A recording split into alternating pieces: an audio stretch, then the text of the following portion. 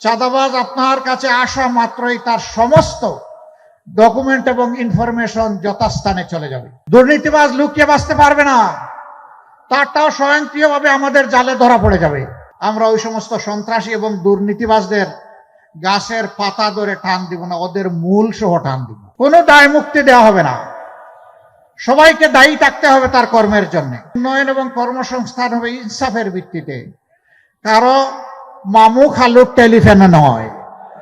ওই টেলিফোনের পরোয়া সেদিন আমরা করব না।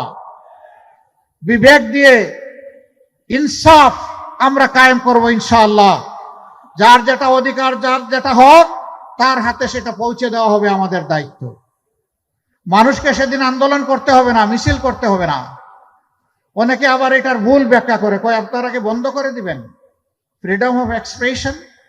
নো, ফ্রিডম অফ এক্সপ্রেশনকে শতবার শ্রদ্ধা করব, আরো বেশি বিকশিত করব। মানুষ কেন তার অর্থের এবং সময়ের অপচয় করে দিনের পর দিন, রাতের পর রাত রাস্তায় পড়ে থাকবে? এটি একটি দেশের জন্য লজ্জা। এ জিনিস আমরা হতে দেব না। মানুষের সমস্যাগুলো মানুষের সাথে ডায়ালগ করে তুলে এনে অগ্রাধিকারের ভিত্তিতে সেগুলা সমাধান করা হবে রাষ্ট্রের দায়িত্ব, এবং এই রাষ্ট্র এটা করবে ইনশাআল্লাহ।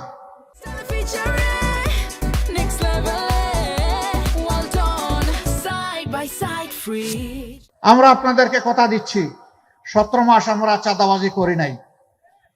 আমি কি ঠিক বললাম না বেঠিক বললাম? 17 মাস আমরা মামলা বাণিজ্য করি নাই। 17 মাস আমরা দখল বাণিজ্য করি নাই। 17 মাস আমরা কোনো মায়ের ইজ্জতে হাত দেই নাই। 17 মাস আমরা কোনো মানুষের ঘুম হারাম করি নাই। 17 মাস আমরা সমাজে সন্ত্রাস কায়েম করি নাই।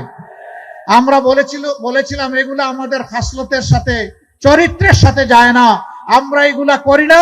আগামীতে আল্লাহ যদি আমাদেরকে এই দেশের দায়িত্ব দেন, এগুলো আমরা করতে দেব না।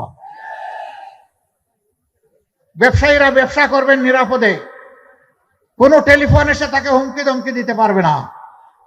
এখন ডিজিটাল যুগ, ইনশাআল্লাহ আমরা সেই অ্যাপস ডেভেলপ করে আপনাদের হাতে তুলে দেব।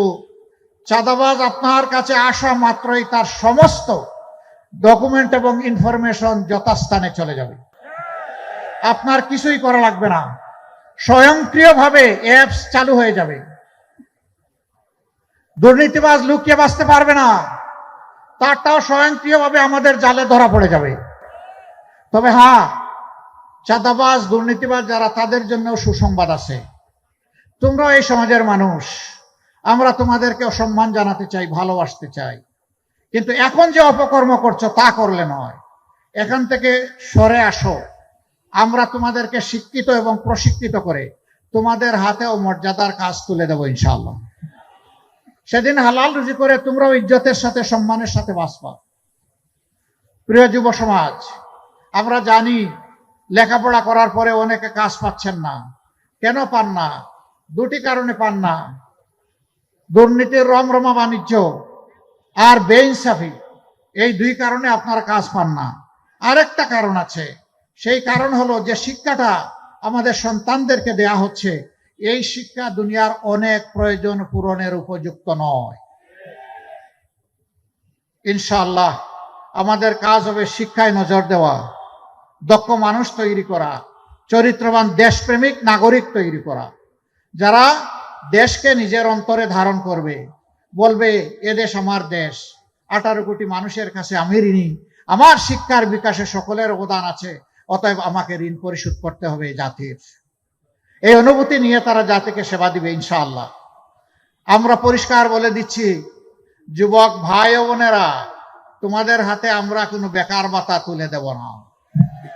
এই বেকার ভাতা তুলে দিয়ে আমরা তোমাদেরকে অপমানিত করতে চাই না। তোমাদের হাতগুলাকে দেশ গড়ার দক্ষ কারিগরের হাতে হাত হিসাবে গড়ে তুলে তোমাদের হাতে উপযুক্ত কাজ তুলে দিতে চাই। সেদিন এই কাজ করবা, দেশ গড়বা, বুক ফুলিয়ে বলবা আমি বাংলাদেশ, এ বাংলাদেশ আমার। এ বাংলাদেশের জন্য আমি অনেক কিছু করতে চাই।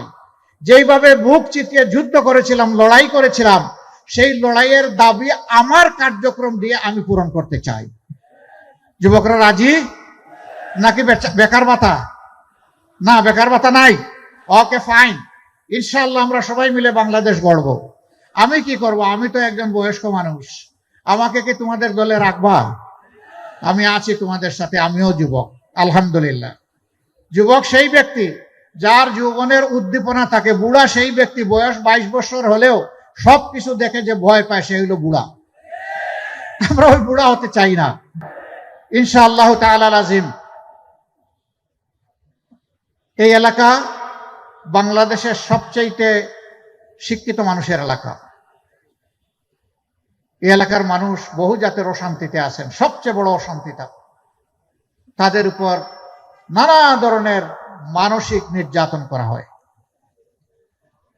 আমরা এই ভাই বোনদেরকে আশ্বস্ত করছি, আপনাদের ভোটের আমানত যদি আমাদেরকে সমঝান, আমাদের উপর আস্থা রেখে, আমাদের দায়িত্ব হবে আপনাদের আস্থার প্রতিদান দেওয়া।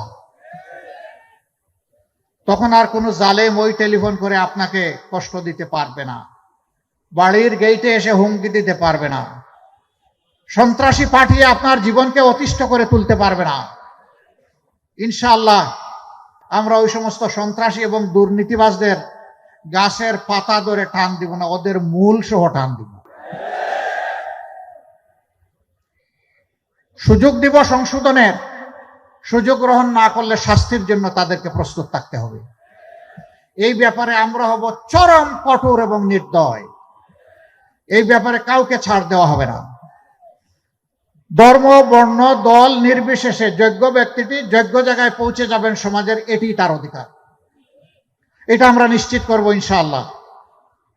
আমরা সমাজে ন্যায় বিচার সবার জন্য কায়েম করব, এটি আমাদের অঙ্গীকার। ন্যায় বিচার কায়েম না হলে একটা সমাজ কখনো টেকসই সমাজ হবে না, সভ্য সমাজ হবে না, উন্নয়ন অগ্রগতি অর্জন করতে পারবে না। যে অপরাধে একজন সাধারণ মানুষের বিচার হবে, শাস্তি হবে, একই অপরাধ করলে দেশের প্রেসিডেন্টকে আমরা ছেড়ে কথা বলবো না, তাকেও সমানভাবে বিচারের আওতায় আসতে হবে। কারো জন্য কোনো ধরনের ইম্পিউনিটি থাকবে না, কোনো দায় মুক্তি দেওয়া হবে না। সবাইকে দায়ী থাকতে হবে তার কর্মের জন্য।